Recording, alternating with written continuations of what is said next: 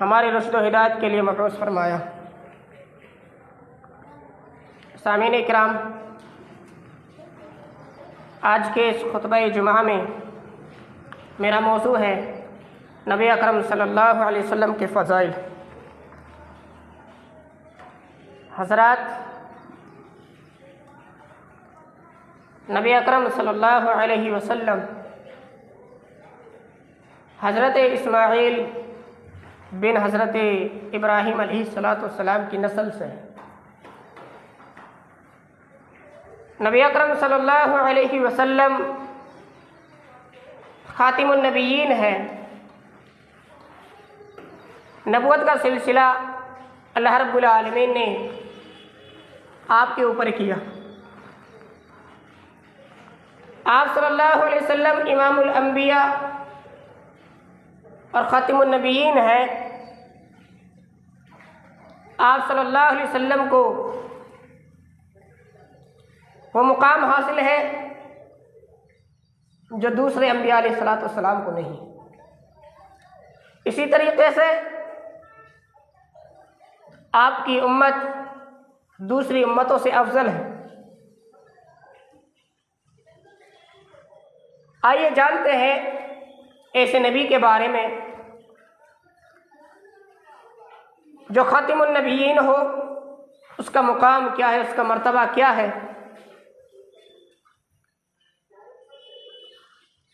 نبی اکرم صلی اللہ علیہ وسلم نے فرمایا کہ اللہ رب العالمین نے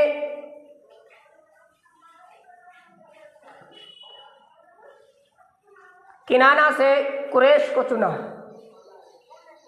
اور قریش سے بنو ہاشم کو چنا اور بنو ہاشم سے اللہ رب العالمین نے مجھے منتخب کیا۔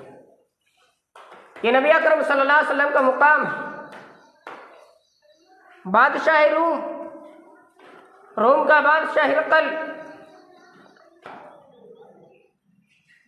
جب اس نے حضرت ابو سفیان رضی اللہ تعالیٰ عنہ سے، اس وقت حضرت ابو سفیان مسلمان نہیں ہوئے تھے، انہوں نے حضرت ابو سفیان سے پوچھا کہ نبی اکرم صلی اللہ علیہ وسلم کے نسب کے بارے میں، آپ کے حسب کے بارے میں کہ آپ کا خاندان کیسا، آپ کیسے خاندان سے، کیسے نسب و حسب سے تعلق رکھتے ہیں۔ تو حضرت ابو سفیان کہتے ہیں ہوا فینا ذو نسب، وہ ہم میں اعلیٰ حسب و نسب والے۔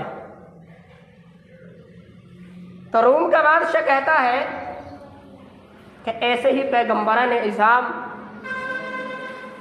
اعلیٰ نسب والے ہوتے ہیں۔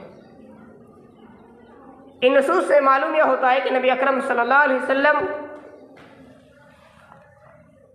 اعلیٰ نسب کے اعتبار سے اعلیٰ و عرف مقام رکھتے تھے۔ آپ اپنے نسب کے اعتبار سے، حسب کے اعتبار سے آپ کا مقام اعلیٰ و عرفت ہے۔ یہ آپ صلی اللہ علیہ وسلم کا مقام ہے، یہ آپ کی فضیلت ہے کہ آپ نسب کے اعتبار سے بھی اعلیٰ مقام رکھتے ہیں۔ آئیے جانتے ہیں دوسری فضیلت نبی اکرم صلی اللہ علیہ وسلم کی۔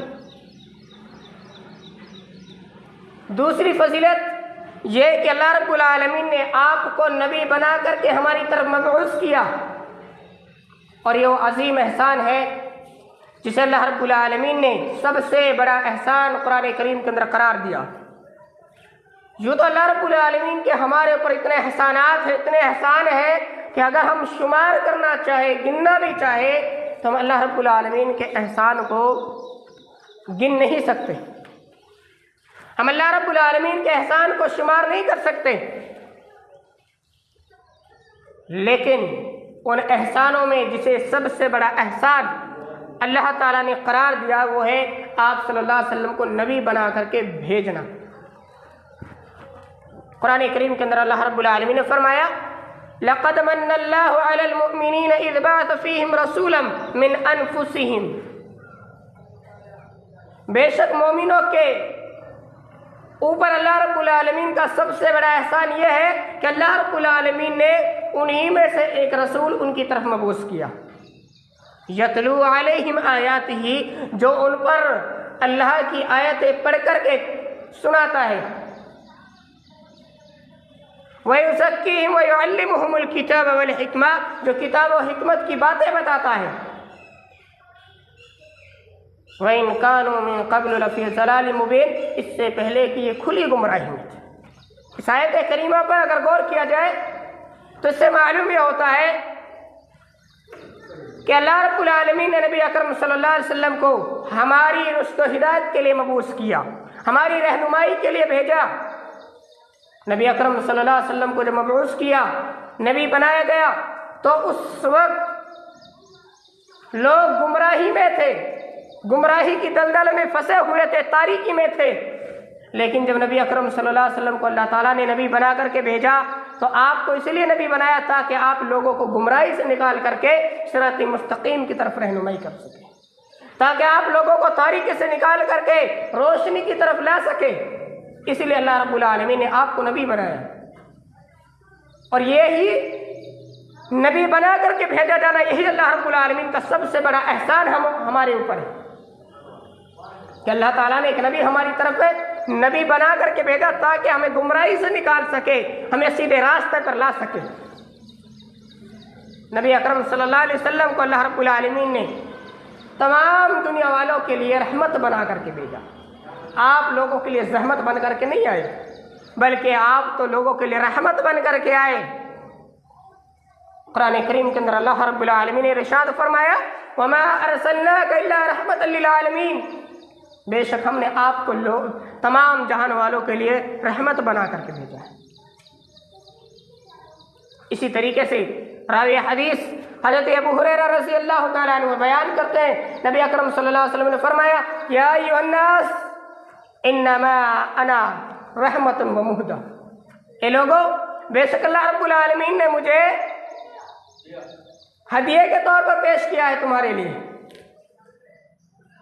تو اس سے معلوم یہ ہوتا ہے کہ نبی اکرم صلی اللہ علیہ وسلم کا جو دوسرا مقام ہے وہ یہ ہے کہ اللہ تعالیٰ نے آپ کو ہماری طرف نبی بنا کر کے مبعوث کیا تاکہ آپ لوگوں کو گمراہی سے نکال سکے، لوگوں کو صراط مستقیم پر لا سکے. یہ آپ کا دوسرا مقام ہے. آپ کا تیسرا مقام، آپ کی تیسری فضیلت یہ ہے کہ اللہ رب العالمین نے آپ صلی اللہ علیہ وسلم کو روشن چراغ بنایا، آپ کو روشن چراغ بنا کر کے بھیجا. جس طریقے سے چراغ سے اندھیرے دور ہوتے ہیں، جگ کے اندر اجالا ہوتا ہے، دنیا کے اندر روشنی پھیلتی ہے، اسی طریقے سے آپ صلی اللہ علیہ وسلم کو روشن چراغ بنایا.